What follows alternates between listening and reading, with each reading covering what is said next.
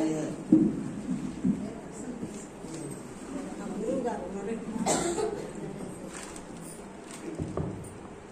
నమస్కారం. గురువులకి, సద్గురువులకి, గురువులైన శివరామయ్య గారికి, యోగులకి అందరికీ నమస్కరిస్తూ ప్రారంభిస్తున్నాను. జన్మనిచ్చిన తల్లిదండ్రులకు అసలు ధ్యాన స్థితుల గురించి ఈరోజు ధ్యానం గురించే మొదలు పెడతాం. ఎందుకంటే ధ్యానంలో ఉన్నాం కాబట్టి ధ్యానం గురించే చెప్తూనే ఉంటాను. ధ్యానం అనేది ఒకటి ఏంటి అంటే మొదట మనం మొదలు పెట్టేటప్పుడు మినిమం అరగంట మన అక్కడి నుండి మనం వయసు వరకు వెళ్ళాలి. ధ్యానం చేసేటప్పుడు మనం ఇప్పుడు నిరంతరము ధ్యాన స్థితి తూర్పు ముఖాన కానీ ఉత్తరాన కానీ ముఖం పెట్టుకుని కూర్చోవాలి. ఉత్తరాన ముఖం పెట్టుకుని హిమాలయాల పర్వతాలని ఋషులతో సంబంధం కలుగుతుంది. తూర్పు ముఖం పెట్టుకుంటే శుభాలని స్టార్ట్ అవుతుంది. అంటే మనం అక్కడి నుండి మన మార్గాన్ని మార్చుకోవడానికి ఒక మార్గాన్ని కలుగుతుంది. ఉత్తర ముఖం పెట్టేటప్పుడు అంటే ఋషులు మనని వాళ్ళ సందేశాలు మనకి మన సందేశాల వారికి వెళ్ళడానికి ప్లాన్ అక్కడి నుండి ఉత్పత్తి జరుగుతుంది. అది ఒక మార్గం అన్నమాట. హిమాలయాల్లో ఉండే ఋషులకి ఇక్కడ మనం ధ్యానం చేసేటప్పటికి మనకి కావలసిన ఆహారానికి అక్కడి నుండి వాళ్ళు అవకాశం ఇస్తారు. మన గురించి కాపాడాలని, ప్రపంచాన్ని కాపాడాలి అని వాళ్ళు నిరంతరం ధ్యాన స్థితిలో ఉంటారు. ధ్యానం చేయడానికి ఎక్కువగా శీతాకాలం ఎక్కువగా మనిషికి అవకాశం ఉండే స్థాయి అన్నమాట. ఏ టైంలో చేసుకున్నా శీతాకాలంలో పర్వాలేదు, ఎన్ని గంటలు చేసినా అద్భుతమే. అదే యాసీకాలం అంటే మన ఎండాకాలం వచ్చేటప్పుడు ఉదయం కానీ సాయంత్రం కానీ చేయాలి. మధ్యకాలంలో చేయడానికి ఇబ్బంది. ఎందుకంటే ఈ మెదడుకి ఎక్కువగా వేడి తగిలేటప్పుడు ధ్యానం చేయడం వల్ల అంటే మనము ఆటోమేటిక్ ధ్యానం అనేది చేయడానికి అవకాశాలు ఉండవు. ఈ ధ్యానం చేసేటప్పుడు మనం ఎంత డీప్గా చేస్తున్నామా ఎలా ఉందని రోజు రోజుకి మనం ధ్యానాన్ని గమనించుకోవాలి. ఎందుకంటే మనం ధ్యాన స్థితి, ఇందులో ధ్యాన స్థితిలో ఇంత ముందు కూడా చెప్పాను. ధ్యానం చేసేటప్పుడు మన మనసు ఇంద్రియాలను తీసుకొని ఈ మనసు ఇంద్రియాలని ధ్యాన స్థితికి ఎప్పుడు వెళ్తుంది, భౌతిక ప్రపంచాన్ని నుండి ఎప్పుడు ధ్యాన స్థితికి వెళ్తుంది. భౌతిక ప్రపంచాన్ని చూడాలి. భౌతిక ప్రపంచంలో తిరుగుతుండేటప్పుడు ప్రతి విషయం కూడా మన మనసులోకి వస్తుంటది. ఇవి దీన్ని వదులుతూ ఉంటే నిద్రలోకి వెళ్తుంది. అటు జారక మధ్యలో వెళ్ళాలి. ఈ మధ్యలో వెళ్ళేటప్పుడు ఎంత టైం రోజు గమనించుకోవాలి. భౌతిక ప్రపంచం ఈ రోజు ధ్యానం 5 నిమిషాల్లో నా మనసు ఆధీనమైంది. అలాగే మనం తెలిసిపోద్ది. మనకు ఆటోమేటిక్ ఎక్కడి వరకు కట్ అయిపోయిందని కూడా ఆల్రెడీ మనం దాని మీద గమనించుకుంటే ఈ శ్వాస ఈ శ్వాసను గమనించేటప్పుడు, శ్వాస తీసుకునేటప్పుడు ఈ గాలి భౌతిక ప్రపంచం నుండి వదలాలంటే ఈ రెండింటికి ఎంతవరకు మనకి గాలి వస్తుంది లేదు నిత్యము దాని మీద మన దృష్టి పెడితే ఆటోమేటిక్గా మనం ఎంతవరకు ధ్యానం చేస్తున్నాం అంటే స్థితి ఎప్పుడు మారిపోతే తెలిసిపోతుంది. ఎందుకంటే ఈ రెండింటి మీద ఇంకా ధ్యానం నీకు కుదరలేదు అంటే ఒక్క 2 నిమిషాలు నీ శ్వాసని గట్టిగా పీల్చి పట్టుకొని కష్టంగా ఉండేటప్పుడు వదిలితే తప్పని నీ మనసు భౌతిక ప్రపంచం నుండి ధ్యాన స్థితిలోకి వెళ్ళిపోతుంది. ఇది ఒక లింక్ అనమాట. ఈ లింక్ అప్పుడు ఎప్పుడైతే ధ్యాన స్థితిలోకి వెళ్ళిందో అక్కడి నుండి ఇక్కడికి 2 నిమిషాలు నిన్నటి నుండి ఈవేళ పరిపూర్ణం ఎంత అయింది. ఇక్కడ ధ్యాన స్థితిలో ఉండేటప్పుడు రజోగుణము తమోగుణము వదులుతుండాలి. భౌతిక ప్రపంచంలో తమోగుణము రజోగుణం నుండి సాత్విక గుణంలోకి వెళ్ళడానికి 100% ప్రయత్నించాలి. రజోగుణంలో ఉన్న ధ్యానం కుదరదు, తమోగుణంలో ఉన్న ధ్యానం కుదరదు. సాత్విక గుణంలో నువ్వు ఎప్పుడైతే వెళ్ళావో ఆటోమేటిక్ గా భౌతిక ప్రపంచాన్ని వదిలిపెట్టినట్టుగా. యోగికి బౌద్ధికి తేడా చెప్తాను.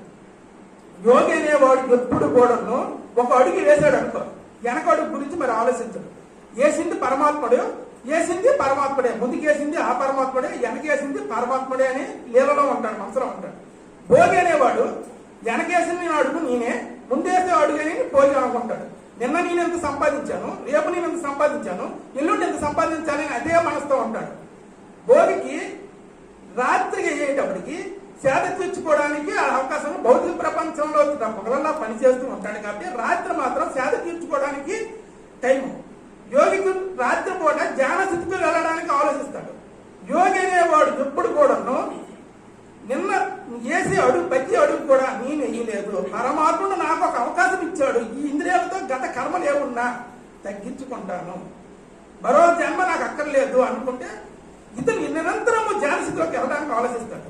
భోగి అనేవాడు మొన్న నా కొడుకు పుట్టాడు, వాడికి ఎంత ఆస్తి కావాలి, మనవడికి ఎంత ఆస్తి కావాలి, వీడికి ఏ చదివించాలి, ఏ పిల్లలు చేయాలి, ఇలాగే ఈ ఆలోచన భౌతిక ప్రపంచంలో భోగి ఉంటాడు. యోగి భార్య లేదు, పిల్లలు లేదు, ఇదంతా నాటకము నాటకము నాటకము అనుకొని 24 గంటలు ధ్యాన మార్గం. నాకు వీలుంటే నేను చైతన్య పదార్థాన్ని, ప్రతి ఒక్కరు చైతన్య పదార్థం. మెయిన్ ఈ చైతన్య పదం ఎక్కడి నుండి వచ్చింది, అసలు పరమాత్ముడు ఎక్కడున్నాడో అతను పట్టుకోవడానికి ధ్యాన స్థితిలో పెడతాడు. సామాన్యుడు ఏం చేస్తాడంటే కొడుకులు, కోడళ్ళు, పిల్లలు, సంతానము, ఆస్తులు, పాస్తులు అనుకొని 24 గంటలు భ్రమలో ఉంటాడు. భ్రమలో ఉండి ఉండి ఉండి చివరికి యోగి కాలే పడతాడు. మళ్ళా నాకు కావాల్సిన దించుకొని అప్పటికి ఈ కాలం వల్ల అయిపోతుంది, అవకాశం ఉండదు. భగవంతుడు ఇచ్చిన ఈ ఇంద్రియాలు, ఈ జ్ఞానేంద్రియాలు, ఈ కర్మేంద్రియాలు, ఈ భౌతిక ప్రపంచాన్ని ఏడాలి అంటే ధ్యాన మార్గంలో నువ్వు ఉండేటప్పుడు ముందే చెప్పాను, రజోగుణము తమో గుణాన్ని విడిచి సాత్విక గుణంలోకి ఎంత మార్గం వెళ్తే అలా వెళ్తూ వెళ్తూ వెళ్తూ వెళ్తూ వెళ్తూ కొన్నాళ్ళకి సద్గుణంలోకి వెళ్ళిపోతుంది.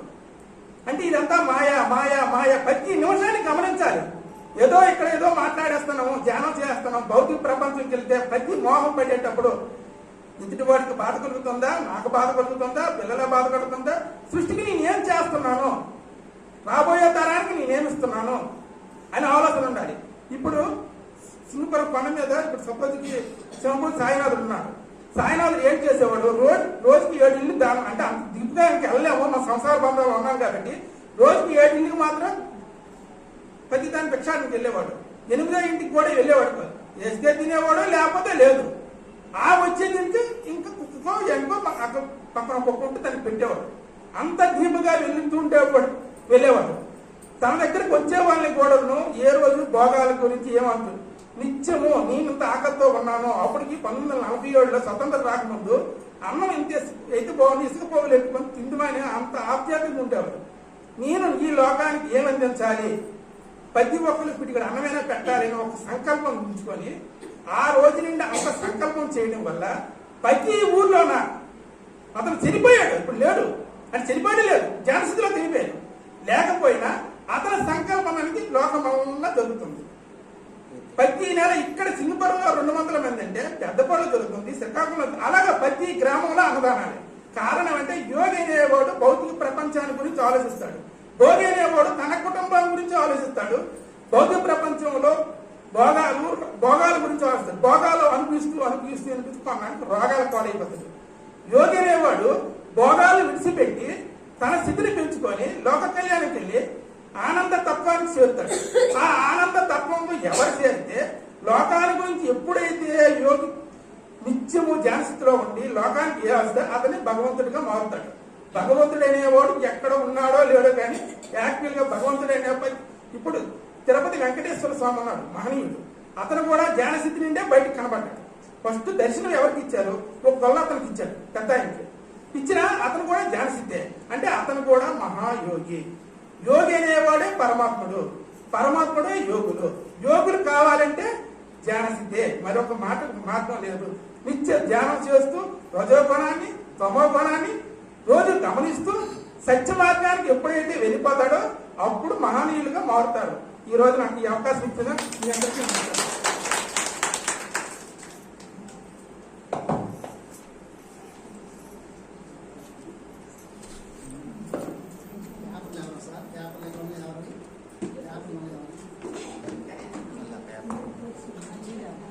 ఆత్మబంధువులందరికీ నమస్కారాలు.